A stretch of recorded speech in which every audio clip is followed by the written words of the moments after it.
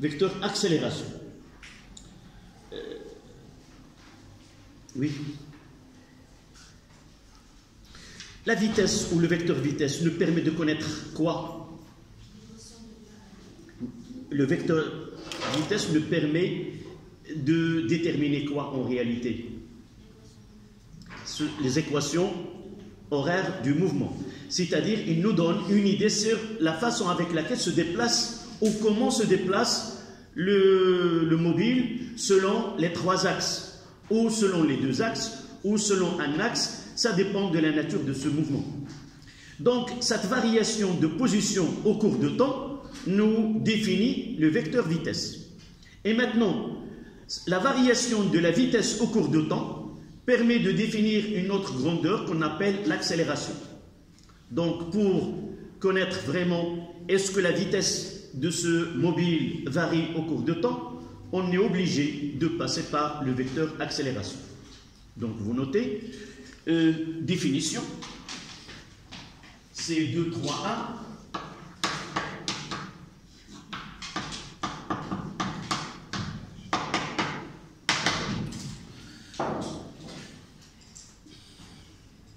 Deux, 3, 1.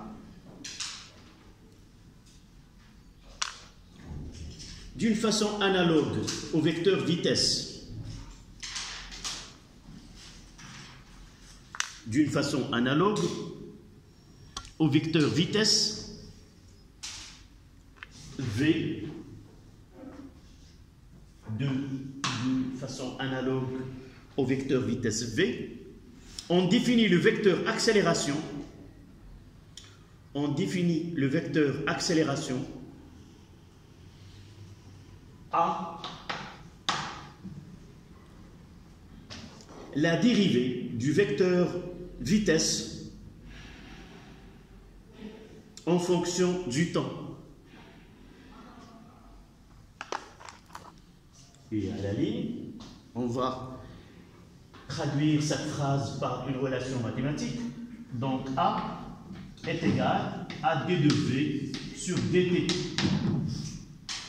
Si A s'écrit AXI plus AYJ plus AZK, alors d de v sur dt s'écrit d de vx sur dt I plus d de vy sur dt j plus d de vz sur dt k.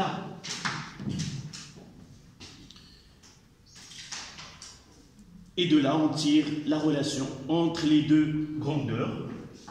Les coordonnées de A avec les coordonnées de la dérivée de V. Donc AX est égal à d de Vx sur dt. Et AY, c'est d de Vy sur dt. Et finalement, AZ est égal à d de Vz sur dt. On parle des coordonnées ou des composantes. Nous disons que AX, AY et AZ, ce sont les coordonnées de A dans un repère, évidemment, doit être choisi galiléen. Et de la même façon, d de V sur dt et la d de Vx. Donc, vous voyez, à partir de cette relation entre AX et d de Vx, nous pouvons déterminer, à partir de A, la fonction v de x et v de y et v de z. Vx n'est autre que la primitive de AX, c'est la primitive de A. D'accord? Si A est une constante, nous pouvons déterminer l'expression de v de x. D'accord? On verra tout à l'heure une application. Donc, cette relation-là, on donne toutes les relations parce que dans les exercices, on peut avoir la fonction v de t comme on peut avoir les équations horaires ou inversement. Nous pouvons avoir les coordonnées de A et il nous demande d'aboutir aux coordonnées de V ou arriver à l'équation horaire, aux équations horaires Et c'est pour cela, on va ajouter ce A, c'est la dérivée, si on remplace V par D de OM sur DT, on aura D2 de OM sur DT au cas, DT au cas.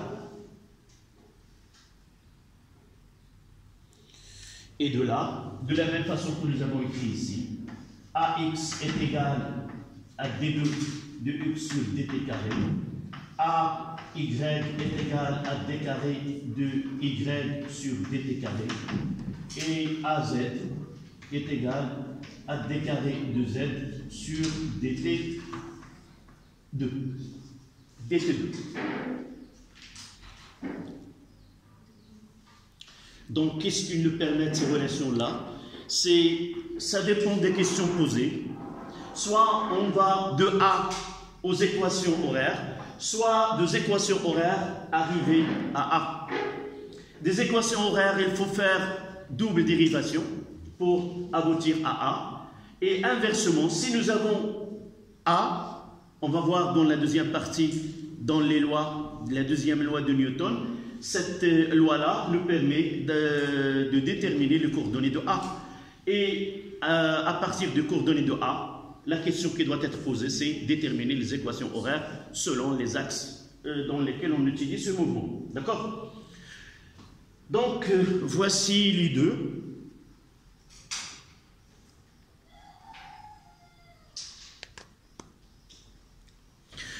Parfois, juste une petite remarque. En réalité, là, la lecture, je ne dis pas D carré de X. La lecture correcte, c'est D2 de X sur DT2. On ne fait pas le carré. D'accord? Sauf abus de langage, parfois, on D carré de X sur DT carré. Mais en réalité, ce que je dois utiliser d'une façon correcte, c'est D2 X sur D2. D'accord? C'est pas le cas. D'accord? Non, mais si tu demandes à quelqu'un de lire, il va la lire mathématiquement de cette façon-là.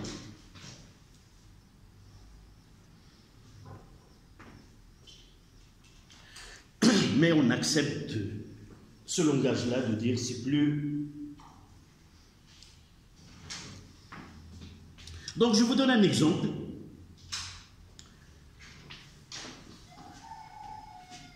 Exemple d'application.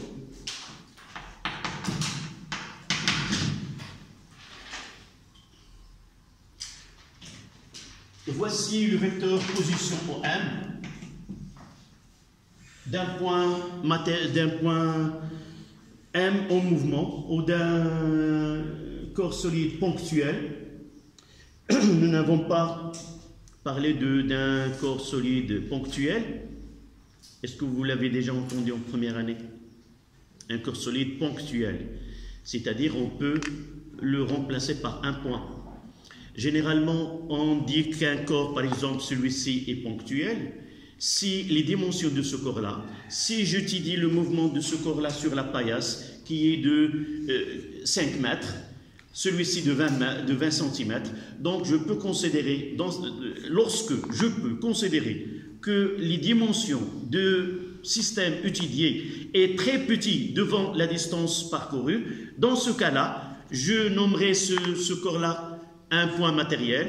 Il conserve toutes les grandeurs caractéristiques. C'est pas en le rendant un point, on néglige la masse, on néglige autre chose. Donc uniquement sur le schéma, on le représente par un point. Et ce point, ça sera quoi? C'est G, le centre de gravité, le centre de masse, le centre d'inertie ou de gravité ou de masse. Pour nous, ces 3 points, on les confond dans nos programmes. D'accord? Donc les données sont 2x, 2t carré, moins 3t, plus 1.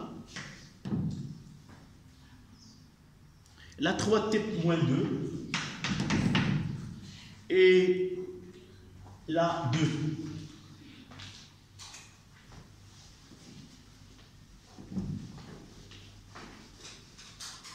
Voilà. On essaie de déterminer les coordonnées de deux grandeurs que nous avons déjà étudiées, vecteur vitesse et vecteur accélération. Premièrement, le vecteur vitesse. Oui, ça sera d de x sur dt qui est égal, c'est 4t moins 3 qui est égal à Vx, d de y sur dt, qui est égal à 3, qui est égal à Vy, et d de z sur dt est égal à 0, est égal à Vz. Voilà le vecteur vitesse V.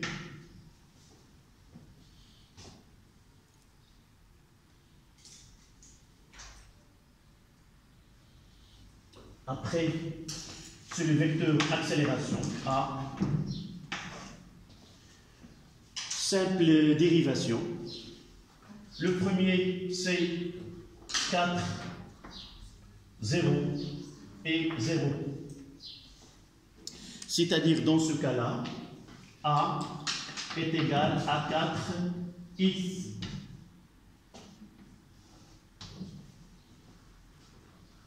Dans ce cas-là, V est égal à 4t moins 3i plus 3j.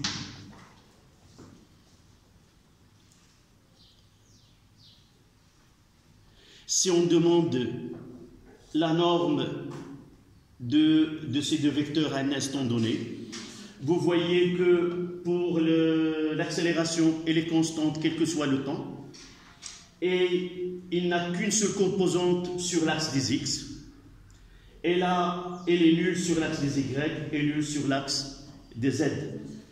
Par contre, pour V, il suffit de choisir un instant donné, et nous pouvons déterminer la vitesse à cet instant. Par exemple, déterminons la norme de V à l'instant t2. V à l'instant t est égal à 2 secondes. On remplace 2 fois 4 c'est 8, 8 moins 3 5i plus 3j. Pardon, c'est la norme. D'abord, avant d'écrire, je dois écrire V de t est égal à 2 secondes. C'est 5i plus 3j. Et par la suite, la norme de V à l'instant t est égal à 0. C'est la racine carrée de 5 au carré plus 3 au carré. 25 plus 9, c'est la racine carrée. La racine carrée de 34. Et malgré ça, nous avons besoin d'une calculatrice.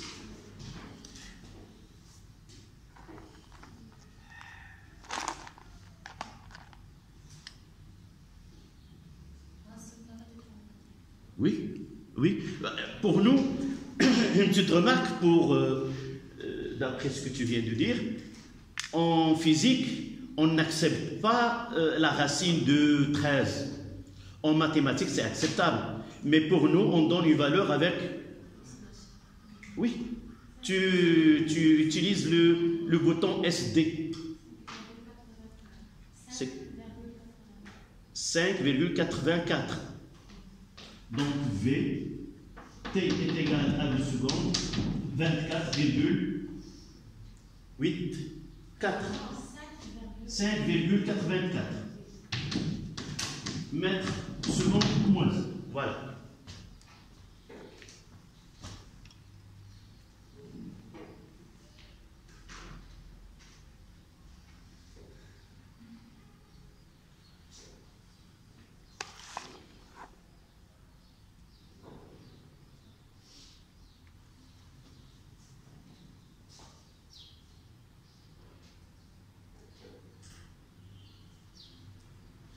Si on vous demande dans cet exemple de déterminer l'équation de la trajectoire de ce mouvement, du mouvement de ce corps-là, ou de ce point M, comment doit-on procéder? Oui? Il faut éliminer le temps. C'est-à-dire, là, une petite remarque, sauf uniquement à titre indicatif. Et je vous laisse le soir. Nous avons déjà utilisé un exemple avant. Qu'est-ce que je dois faire là? Je dois écrire les équations horaires d'abord. X de t est égal à 2t carré plus moins 3t plus 1. Et y de t est égal à 3t moins 2. Donc, là, je la noterai 1, l'équation 1, et là, l'équation 2. 2 nous donne quoi? Je veux exprimer t en fonction de y. Et lorsque je vais éliminer le temps, j'élimine aussi l'écriture de t là. D'accord? Ça sera y plus 2 sur 3. Et de là, je vais le remplacer dans 1 et ça donne x, je laisserai que x, et sera en fonction de quoi? Si on veut écrire entre parenthèses, en fonction de y est égal C2, y plus 2 sur 2 sur 3, le tout au carré, moins 3 fois y plus 2 sur 3 plus 1. Et essayez de compléter les calculs et avoir une expression qui est simple. D'accord? C'est une équation de quel ordre? Deuxième ordre, c'est-à-dire sa trajectoire, c'est quoi? C'est un parabole. On peut déterminer son sommet. Comment déterminer le sommet d'un parabole?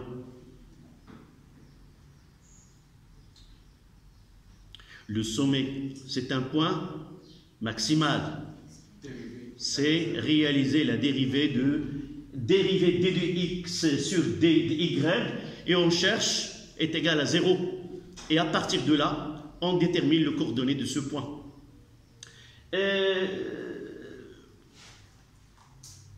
Pour la dessiner, son sommet, il sera où? En haut ou en bas?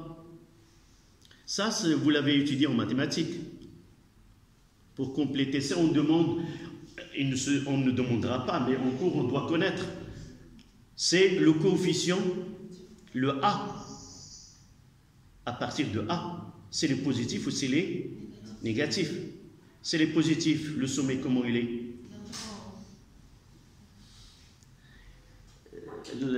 La fonction, elle est croissante. Donc, le sommet, on commence par le bas et vers le haut. Essayez de... On ne demande pas ces questions physiques, mais uniquement pour vous dire, dans certains cas, on peut demander, tracer sa trajectoire, on est obligé de faire ce travail-là. D'accord? Et déterminer, par exemple, le sens de mouvement sur sa trajectoire, c'est calculer les coordonnées d'un point M0, et à l'instant t est égal à 0, et à l'instant t est égal à 1, pour mettre cette flèche sur la courbe, et de dire, le mouvement passe dans ce sens-là. D'accord? Voilà, ça, on ne demande pas dans les examens du baccalauréat, mais nous devons le connaître. Donc, voici les deux. Il nous reste une petite remarque où je vais l'ajouter ici. On parlera, là c'est le vecteur vitesse que nous venons de traiter, c'est dans le repère cartésien. Dans le repère cartésien, toutes ces relations sont simples à appliquer. Lorsque le mouvement est un mouvement qui est rectiligne, ça veut dire, mouvement rectiligne, ça veut dire que la trajectoire est une droite. Et pour cela, dans ce cas-là, même dans le cas,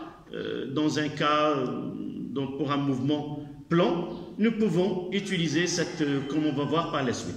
Mais généralement, dans certains cas, lorsque le mouvement est circulaire, l'application de ces relations-là, les coordonnées dans un repère cartésien, s'avère difficile lorsqu'on va appliquer les lois de Newton. C'est pour cela, parmi les repères qu'on utilise, c'est le repère de Freinet ou la base de Freinet. Le référentiel que nous avons parlé, on le choisit un repère OIJK, de base OIJK, où O il est lié au corps solide, et pour nous, dans ce cas-là, nous considérons que ce point il est fixe, et le mobile qui est en mouvement par rapport à ce cas. La plupart des cas, c'est ce cas-là. Mais on va voir par la suite le mouvement d'un satellite autour de la Terre. Dans ce cas-là, la trajectoire n'est pas une droite et l'application dans un repère cartésien est difficile. C'est pour cela ce mathématicien-là qui est Freinet, en 1800 et quelques, il a eu l'idée de traduire cette relation-là il a fait ce passage d'un repère cartésien à un repère qui est mobile. Ce repère-là, on le considère son origine est liée au point en mouvement et avec trois axes. Un axe qui est normal, c'est dirigé vers le centre, un axe qui est tangent et un axe qui est perpendiculaire au plan qui contient ce cercle-là. D'accord? Donc on mettra là 2, 4 repères de Freinet. Aux bases de Freinet, c'est la même chose. Repères de Freinet.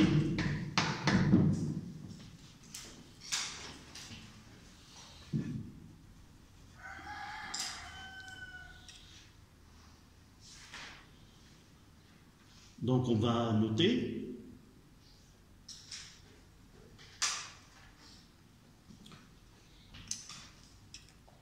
Le repère de Freinet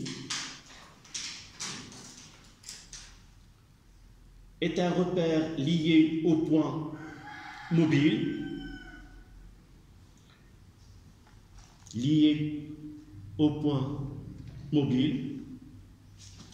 Sa base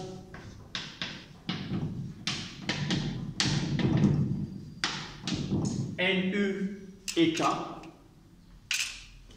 Donc, on va mettre ce cas-là.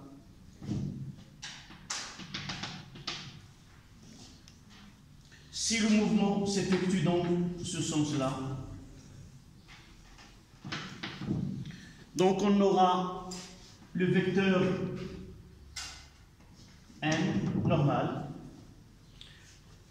vecteur unitaire tangentiel U, et l'autre vecteur, il est perpendiculaire.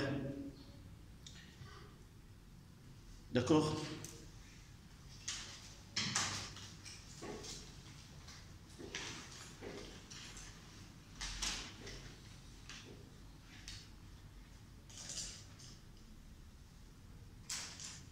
Et là,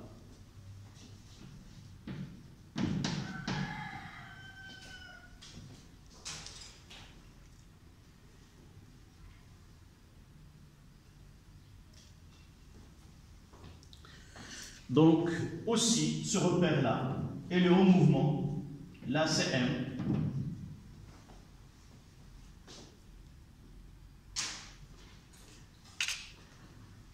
Le travail de ce savant-là, il nous a facilité la tâche et il nous donne directement les composantes de vecteurs accélération dans un tel repère. Peut-être, Inch'Allah, dans vos études supérieures, on vous demandera de travailler sur ce cas-là et ça demande des mathématiques et le passage d'un repère à un autre et le changement. Donc, pour nous, on accepte que A est égal à AN porté par le vecteur petit n et A T porté par U. AN est la composante normale et AT est la composante tangentielle, c'est-à-dire elle est portée par le vecteur tangent à la trajectoire. Donc AN, c'est composante normale.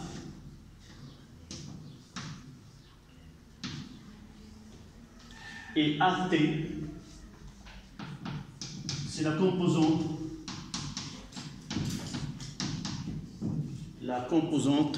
tangentielle.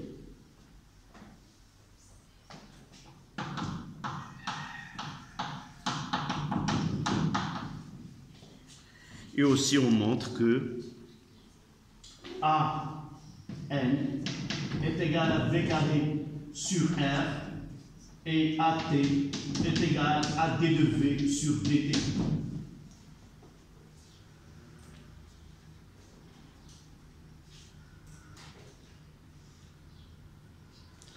Ce repère-là, on l'utilisera lorsqu'on étudie le mouvement d'un satellite autour de la Terre ou d'une façon générale autour d'une planète donnée. Soit que ce satellite soit naturel, soit qu'il est artificiel. Le cas pour la Terre, il y a la Lune et il y a des satellites artificiels, presque 5600 satellites qui gravitent autour de la Terre à des altitudes différentes. Le Maroc a deux satellites parmi ces 5500, les plus sophistiqués, les plus précis dans leur travail, et peut détecter des objets de très faibles dimensions.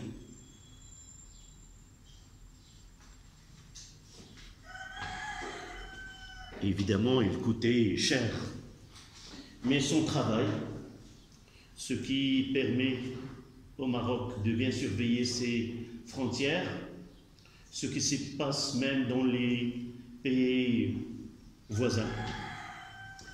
Même l'Espagne n'a pas ce type de satellite. C'est satellite Mohamed VI, la version A et B de satellite. Dernière génération. Voilà, si on aura le temps de arriver à cette partie-là, on en parlera davantage.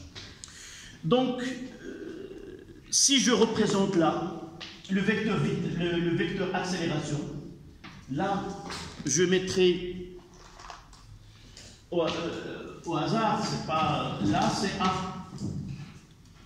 Donc, les deux axes que j'ai, voici le premier et voici le deuxième. Et j'aurai là, ça sera AN, et là, ça sera, ça tombe uniquement dans ce cas-là. Mais en réalité, U,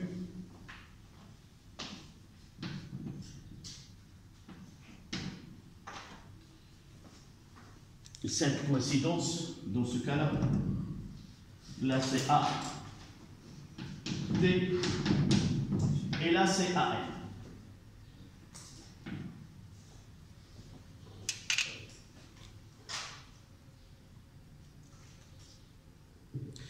Ce cas-là nous permet d'ajouter à type de mouvement qu'on va voir par la suite. Vous voyez que le vecteur vitesse, si nous représentons le vecteur vitesse, comment s'écrit l'expression de V dans ce vecteur vitesse? Quelle est son expression dans cette base de Freinet? Par définition, V, comment il est? Elle est tangente à la trajectoire. Et par la suite, nous pouvons écrire V, U. Donc V, elle est toujours tangente On parlera à partir de ces deux définitions que lorsque un mouvement a une accélération A, alors on peut dire que ce mouvement, soit il est accéléré, soit il est retardé. Ça veut dire que la vitesse augmente au cours de temps ou la vitesse diminue au cours de temps. Celle qui diminue au cours de temps, c'est-à-dire retardée, le mobile finira par s'arrêter, évidemment, si dans le cas général. Donc, pour définir, est-ce que le mouvement est accéléré ou décéléré ou retardé, il faut réaliser le produit A fois V, le produit scalaire de deux vecteurs A scalaire V. Si le produit est positif, le résultat donne un scalaire qui est positif, on dit que le mouvement est accéléré. S'il est négatif, il est retardé. Oui, décéléré, ce n'est pas le terme scientifique, c'est-à-dire le contraire de accélérer, mais pour nous, on utilise le terme retardé. D'accord? Donc, dans ce cas-là, ce que vous voyez là, il suffit de voir l'angle entre U et A. L'angle est inférieur à P sur 2 et par la suite le produit sera positif. Donc le schéma que vous avez devant vous correspond à un mouvement qui est accéléré. Mais si le vecteur accélération il est vers l'arrière, là, dans ce cas-là, l'angle est supérieur à P sur 2 et par la suite le produit scalaire de A avec V donne une valeur qui est négative. Et par la suite, le mouvement est retardé. Ceci ne s'applique pas au cas où le mouvement curviligne, mais s'applique à tous les mouvements. Même pour un mouvement rectiligne, si le produit AV des deux vecteurs est positif, là, le mouvement il est accéléré. S'il est négatif, le mouvement il est retardé. D'accord? Vous mettez remarque.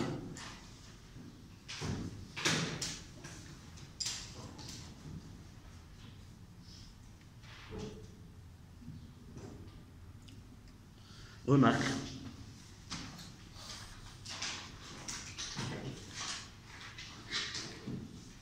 Pour déterminer si le mouvement est accéléré ou retardé, il suffit de déterminer le signe du produit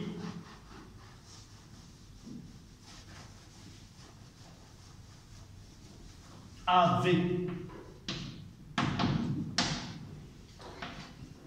AV positif, mouvement, nous avons dit accéléré.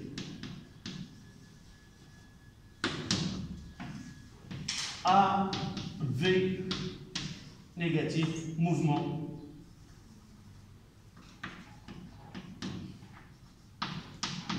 retardé.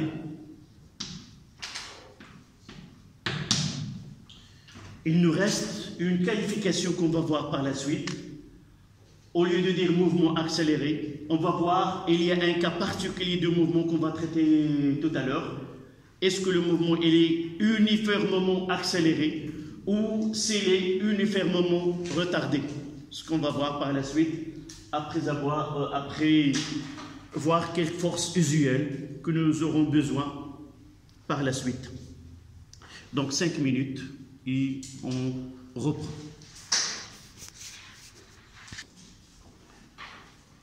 Les forces usuelles, c'est-à-dire ce sont des vecteurs force qu'on rencontre dans nos exercices. Et on va commencer par ce que tu viens de dire. Ça sera 3,1, le poids.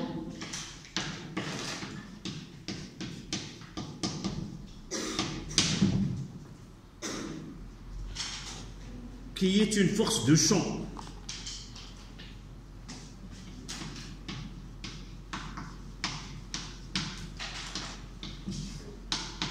Quel est ce champ? Champ de gravitation.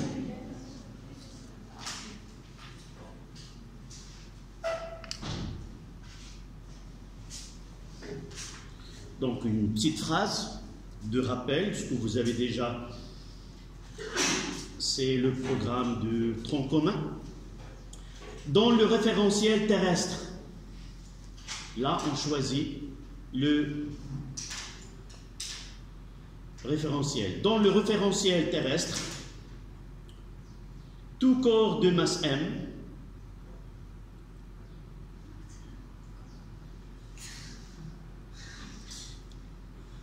il n'a pas de poids.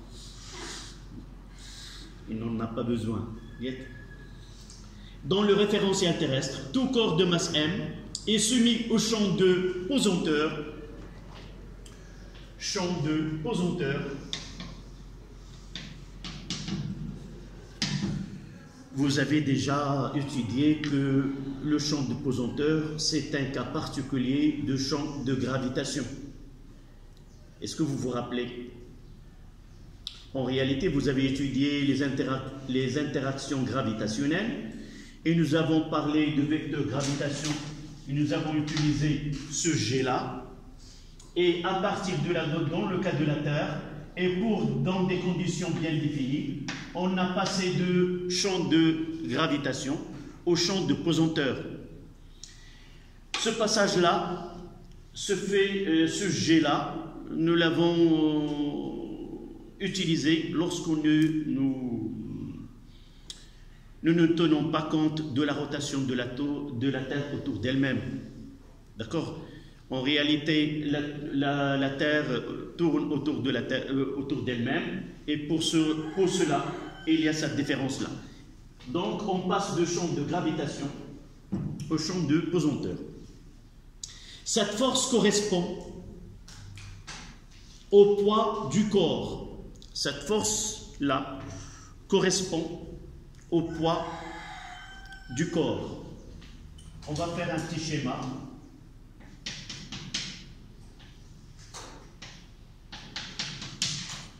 On va représenter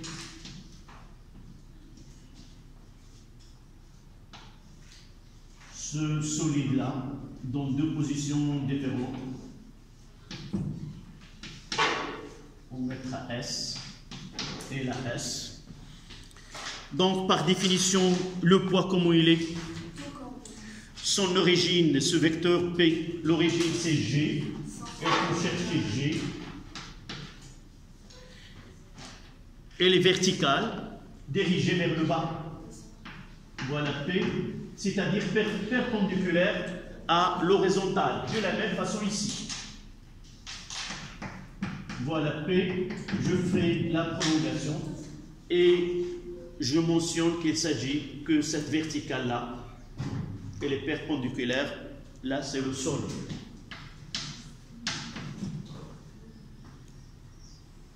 Donc P est égal à M fois G, et on accepte que G sensiblement égal à 9,81 newton sur le kilogramme. Et on va voir une autre unité au cours de cette année-là. Ce sont deux unités, là c'est une unité qui est fondamentale, qui est le kilogramme, mais le newton est une unité qui est dérivée, c'est-à-dire il est formé à partir d'autres unités, et par la suite on va essayer de donner une expression plus simple à celle newton par kilogramme ou le mètre sur le seconde carré. Lorsqu'on dévoilera c'est quoi ce G. Vous l'avez connu comme une constante, mais qui varie d'un lieu à un autre, qui varie avec l'altitude, mais en réalité, c'est une accélération. Accélération de pesanteur. Donc, on passe à la deuxième force, 3, 2. La réaction.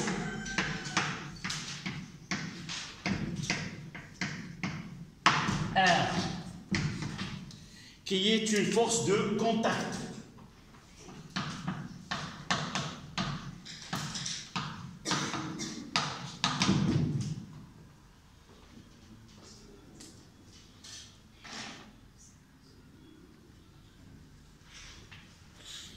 On va faire un petit schéma.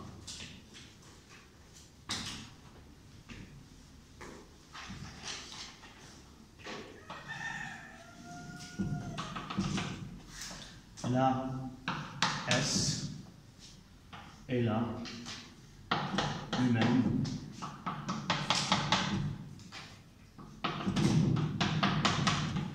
Là, un plan incliné d'un angle alpha. On va supposer ici que les frottements négligeables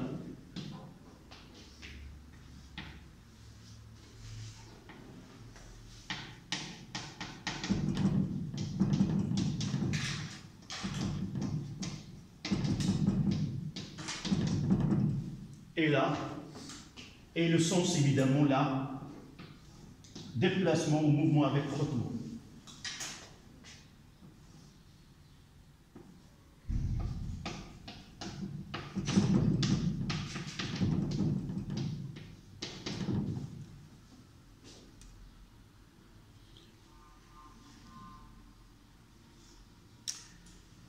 Donc, le sol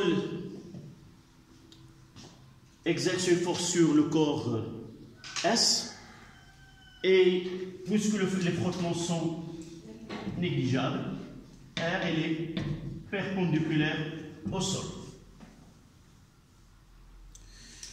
Je dois mentionner le sens de mouvement.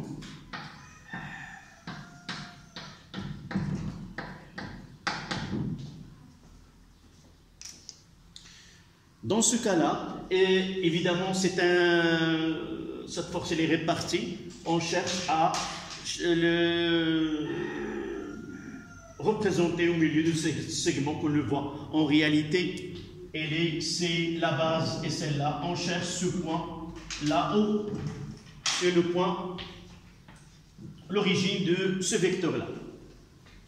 Donc pour la deuxième, nous devons, vous avez déjà vu ceci. On va tracer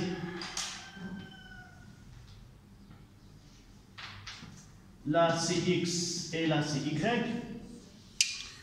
Donc il y a une force de frottement petit f qui empêche, et il y a une composante normale, Rn. Et la force R, c'est la somme des deux.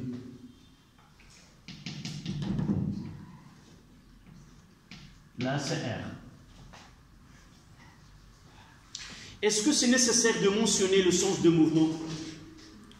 Évidemment, sans mentionner le sens de mouvement, la représentation n'a pas de signification. Ou je peux comprendre que obligatoirement le mouvement doit être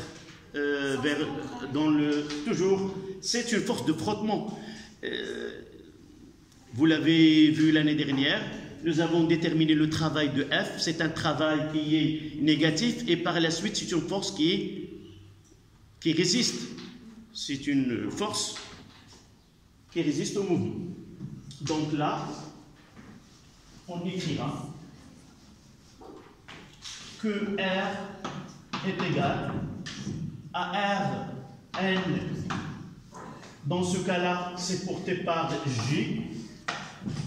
Et là, c'est I plus RT. Évidemment, c'est égal à Rn plus petit f, c'est-à-dire les frottements. Sans oublier de l'écrire en fonction dans ce repère-là. Et ce qui nous intéresse, c'est cet angle-là, phi, tangente phi, qui est égal au coefficient de frottement. Et c'est F, la norme de F sur la norme de Rn. Coefficient de frottement.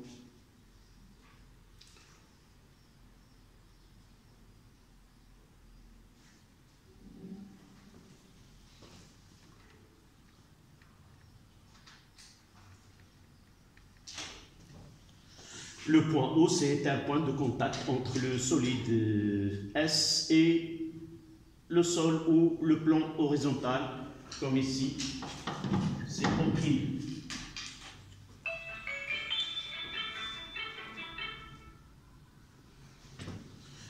Donc, après de la réaction R, on passe à la poussée d'Archimède.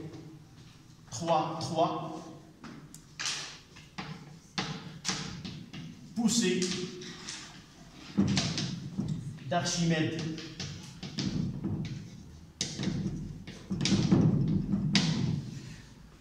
On la note A, on la note Pi, on la note FA. Ça n'a pas d'importance. C'est FA ou Pi ou A. Tous ces symboles désignent, oui,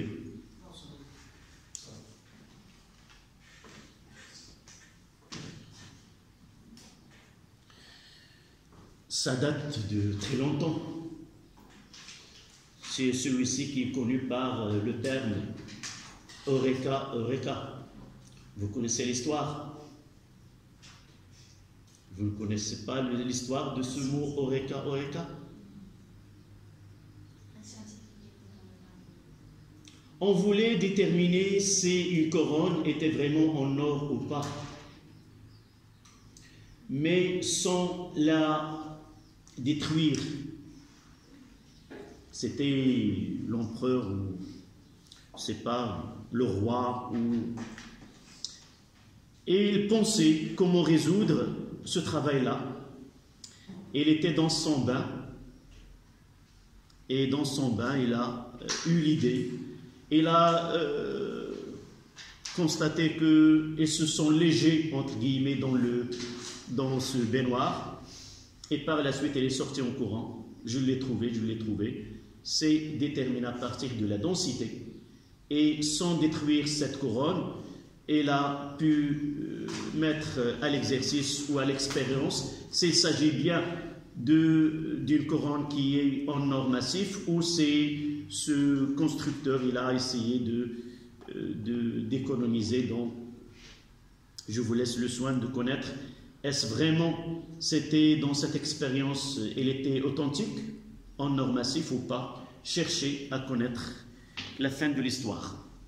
Donc, cette définition-là, tout corps plongé dans un fluide, j'ai dit dans un fluide, qu'il soit air, un gaz ou liquide, et soumis à une force qu'on appelle la poussée d'Archimède.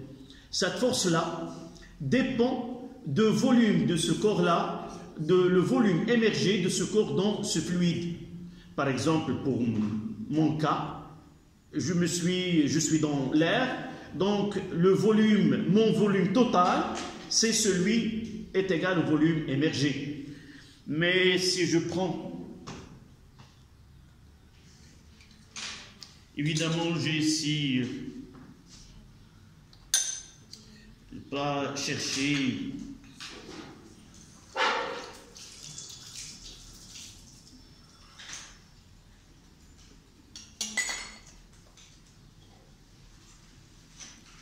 dans ce cas-là. Le volume émergé, c'est le volume de ce bouchon. Je dois chercher un corps de masse de densité plus petite que celle de l'eau.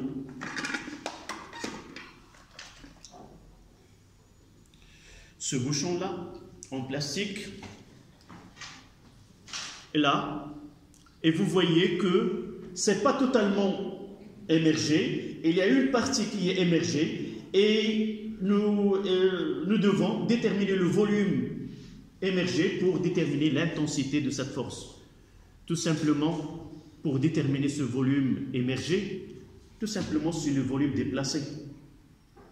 On va essayer de remplir le bécher tout entier. Une fois que ce corps exerce une force sur le liquide déborde et ce liquide-là, nous pouvons déterminer soit sa masse, soit son volume, d'accord? Donc vous notez, un corps plongé dans un fluide,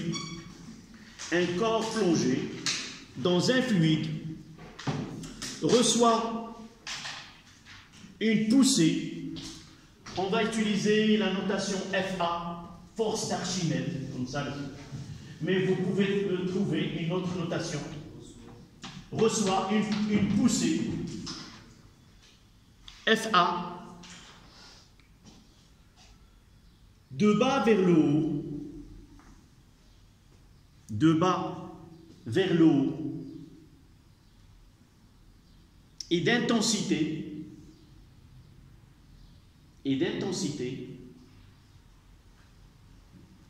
égale au poids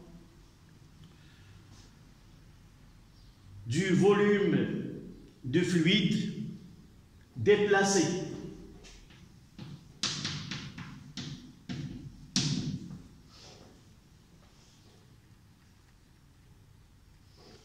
On va faire un petit schéma.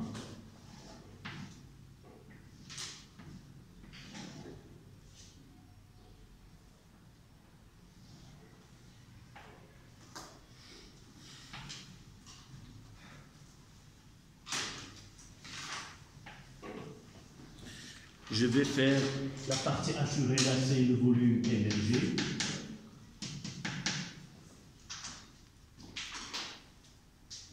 On essaie de chercher le centre de gravité de cette partie-là.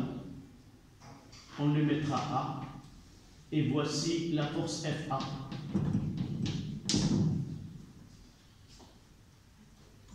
Par contre, G, on cherche le centre de gravité de l'objet. Donc là, dans ce cas-là, c'est l'eau.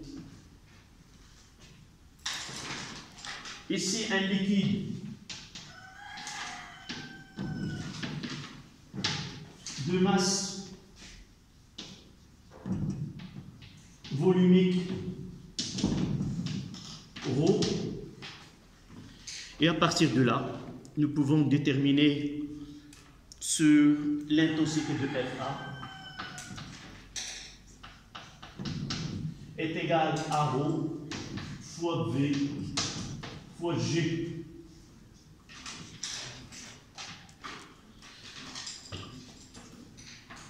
Et là, c'est le volume déplacé.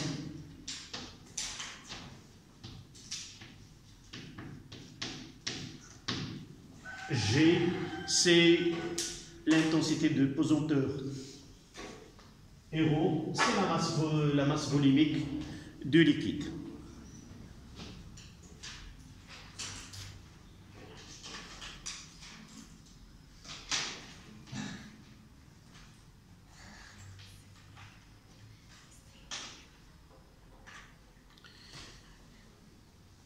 Le dernier type de force, c'est les forces gravitationnelles. C'est 3, 4.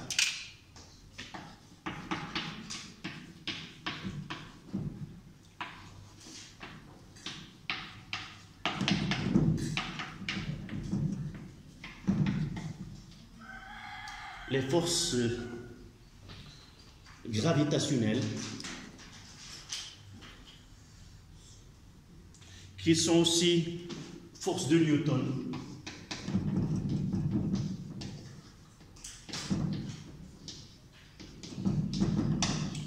Et aussi, ce sont des forces de champ que nous avons déjà mentionnées en haut.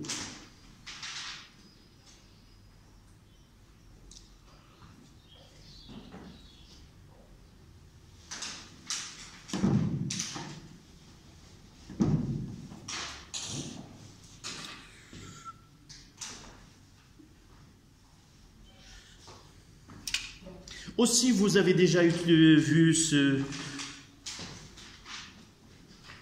notion-là. Deux corps, là A, c'est G1, et là, le corps B, où il y a G2. Là, deux masses M1, MA, et là, deux masses MB. Et nous supposons que la distance de là à là, c'est R. Donc le corps B exerce une force attractive sur le corps A. Et là, c'est F de B sur A. Et là, de la même façon, F de A sur B.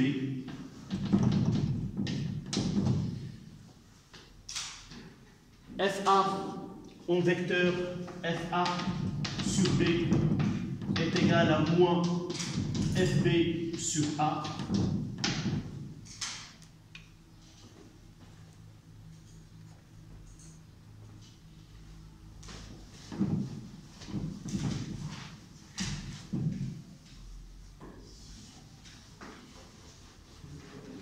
donc l'intensité commune ou le module commun des deux vecteurs, c'est FA sur B est égal à F de B sur A est égal à G fois MA fois MB sur R carré. On est 3-4, force gravitationnelle. Force de Newton aux forces de champ. Donc la masse, c'est en kilogrammes, aussi en kilogrammes, et R en mètres, évidemment, R carré, mètre carré. Et les deux forces sont en Newton. G est la constante de gravitation. G est la constante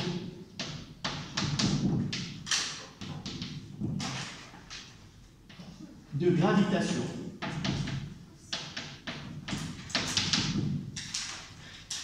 Parmi les paradoxes de cette constante, elle a été, pour déterminer sa valeur, il a nécessité plus que 100 ans. Un siècle de Newton jusqu'à Cavendish, celui qui il ne va pas arriver à la valeur. Mais juste après, la question, à partir de cette loi de Newton, on pensait à déterminer la masse de la Terre.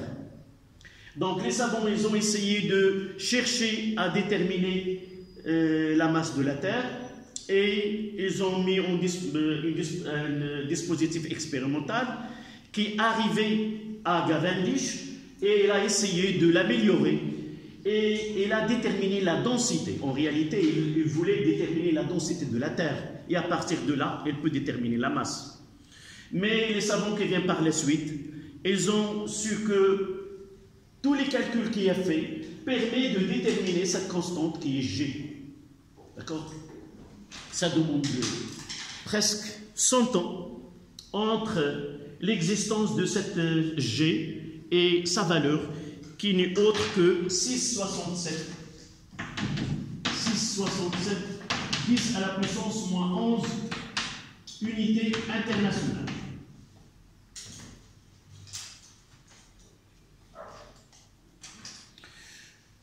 Nous ne pouvons pas déterminer l'unité à partir de ce cas-là, parce que le Newton, nous pouvons dire que c'est le Newton fois le mètre carré sur le kilogramme carré. Mais en réalité, ces unités vont être simplifiées et donner une valeur qui est plus simple.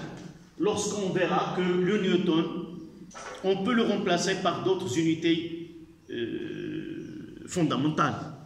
D'accord? On reviendra par la suite. Donc voici les forces qu'on va rencontrer dans les exercices et nous devons les maîtriser afin que nos calculs soient corrects. Donc, dernier paragraphe, ce sont les lois de Newton. Ça sera 4 en chiffres. 4 en chiffres romains.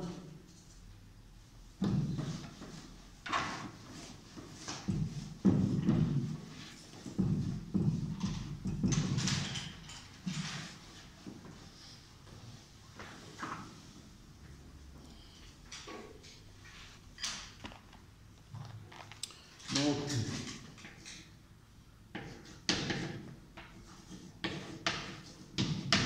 les lois de Newton.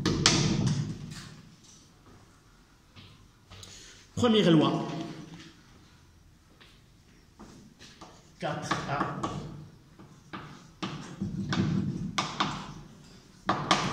Première loi, ou tout simplement, on l'appelle principe d'inertie.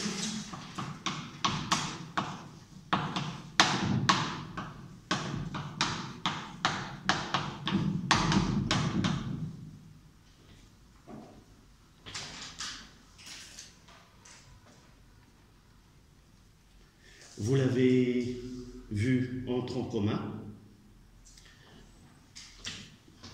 n'est-ce pas? Dites-moi cette loi. Oui?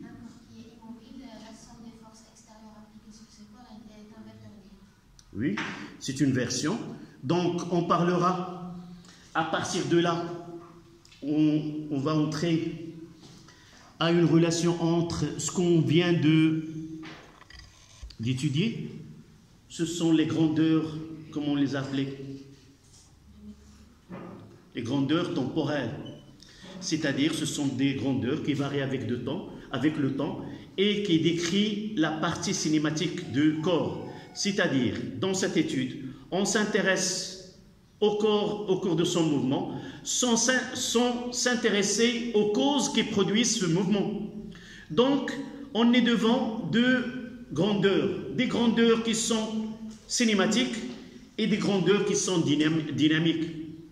L'étude dynamique, si on va s'intéresser, à partir de là, on va s'intéresser aux causes qui peuvent produire un mouvement.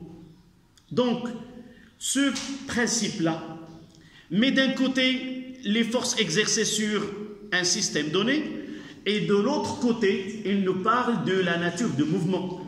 Donc, ces lois-là, surtout la première loi et la deuxième, ils nous donnent une relation entre les grandeurs qui décrivent le mouvement et les causes qui les produisent. C'est-à-dire, à partir de ce qui est cinématique, à partir de vecteurs position, de vecteurs vitesse, de vecteurs accélération, nous pouvons connaître les causes qui ont donné ce type de mouvement. Et inversement, si on connaît les forces qu'ils exercent sur un corps, on est capable de déterminer la nature du mouvement qui aura ce corps-là. D'accord? Donc, voici ces lois qu'on va traiter tout de suite. Donc, on parle d'un système donné et nous devons parler d'un repère ou d'un référentiel galiléen. Donc, dans un référentiel galiléen, historiquement, cette première loi, elle a demandé plus de temps et plus de discussions avec des savants contemporains de Newton. Ils n'ont pas accepté la façon avec laquelle il présentait ces lois. Donc, pour lui, et pour faciliter l'application de la deuxième loi, il a essayé de donner, si vous voulez, une base à partir de laquelle on doit choisir les repères galiléens. Si vous vous rappelez, lorsque nous avons traité le repère galiléen, qu'est-ce que nous avons dit? Ce sont des repères au cours desquels les lois de la physique sont correctes. C'est-à-dire, et nous avons écrit entre parenthèses, la validité de la loi de principe d'inertie. Donc, le principe d'inertie, si nous avons un référentiel donné et nous voulons s'assurer que ce référentiel peut être utilisé comme galiléen, il faut d'abord s'assurer que le principe d'inertie est valide dans ce cas-là. C'est-à-dire prendre un corps ou un système qui soumet un ensemble de forces qui sont nulles et voir la nature du mouvement. Soit qu'il va rester sans mouvement, c'est-à-dire stable, soit qu'il entre en mouvement. Mais s'il entre en mouvement, il faut que le mouvement de centre de gravité soit rectiligne, uniforme. Si cette condition n'est pas satisfaite, donc ce référentiel n'est pas galiléen. C'est la raison pour laquelle Newton a mis beaucoup de temps pour rendre la deuxième loi plus facile. Et lorsqu'il a donné la deuxième loi, aucune discussion n'a été posée parce qu'il a donné toutes les conditions pour que cette loi soit applicable. La version dans laquelle vous avez étudié en tronc commun, c'est celle que tu viens de dire.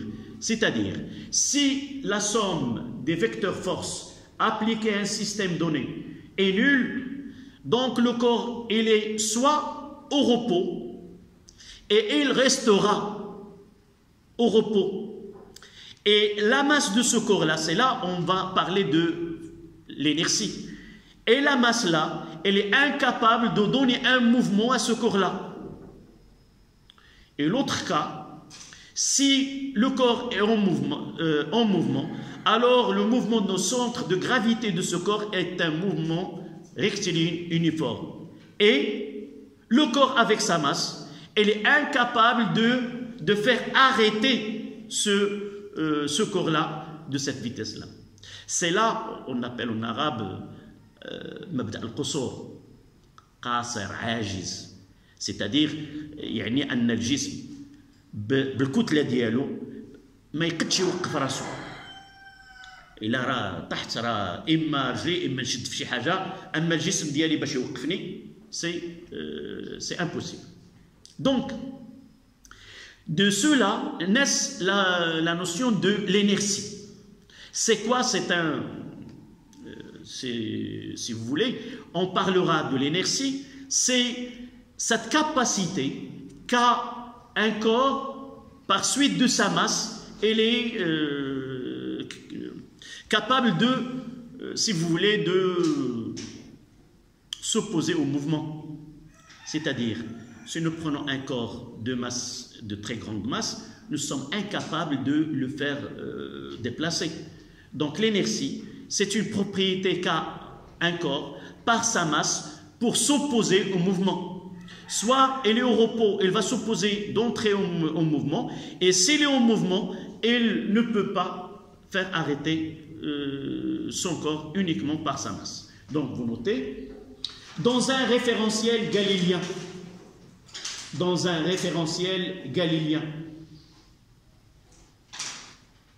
et vous voyez là, on parle de référentiel galiléen et nous avons dit que pour vérifier, il faut qu'il satisfait la loi de cette première loi. Mais n'oublions pas qu'il y a d'autres référentiels galiléens. C'est celui de Copernic, celui de le référentiel géostationnaire, terrestre, et celui à la surface de la Terre. Donc, dans un référentiel galiléen, tout système reste immobile ou conserve un mouvement rectiligne uniforme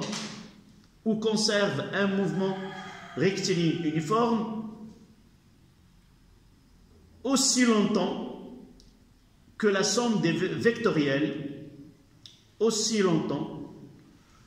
dans un référentiel galiléen, tout système reste immobile ou conserve un mouvement rectiligne uniforme aussi longtemps que la somme vectorielle des forces extérieures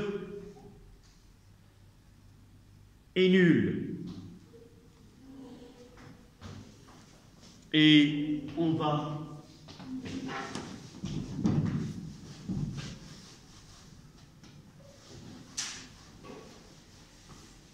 cette définition qui était littérale, on va les donner. Donc sigma df extérieur est égal au vecteur nul, équivalence avec v est égal à une constante.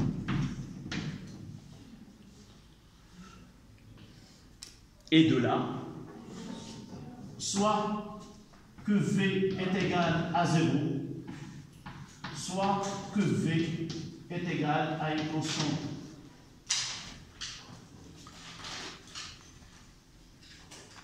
Là, système au repos, le corps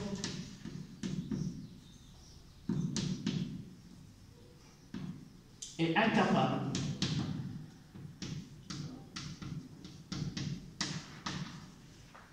de s'arrêter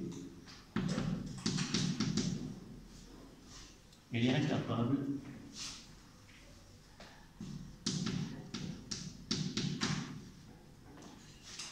uniquement par effet de sa masse.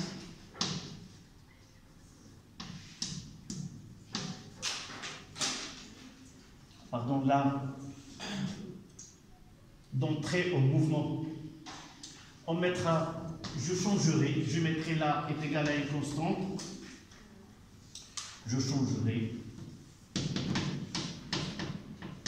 une constante et là est égal à 0.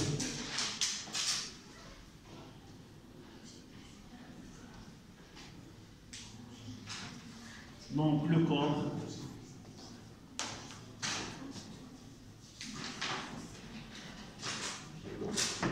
mouvement rectiligne uniforme.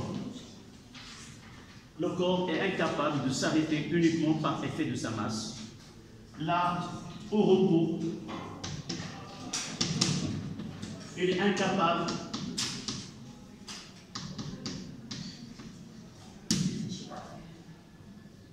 d'entrer en mouvement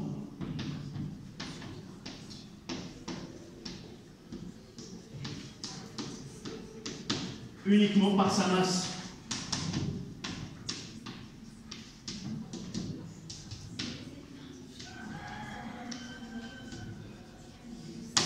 Ce qu'on appelle l'inertie.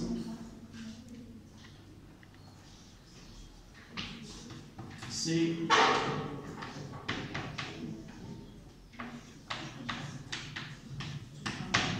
l'inertie. C'est l'effet. Je relis. Le corps est incapable de s'arrêter uniquement par effet de sa masse. C'est le mouvement, là, un mouvement rectiligne uniforme. CV est égal à 0. Elle est au repos. Elle est incapable d'entrer en mouvement uniquement par sa masse. C'est pour cela qu'on l'appelle principe d'inertie. Et je viens de dire que l'inertie, c'est cette capacité qu'a un corps, par effet de sa masse, à s'opposer au mouvement. On s'arrêtera ici. La prochaine fois, c'est le samedi, on aura la correction de devoir. Et après, on va faire deuxième loi et l'application de cette loi. Oui? Y a-t-il une remarque, mademoiselle? Non? Ah oui, toujours je fais un petit saut. Toujours. Donc c'est demain. Il fallait le dire. C'est pas la dernière fois qui m'a demandé, et le jeudi, monsieur, qu'est-ce qu'on va faire? Toi, cette fois-ci, tu n'as pas fait la remarque. Non, j'ai fait, mais j'ai cru que vous savez. La même chose que l'autre fois. J'ai les deux classes qui sont l'une en arabe et l'autre en français. Et généralement, ça se fait ce chevauchement des séances. Je croyais avec l'autre classe ou avec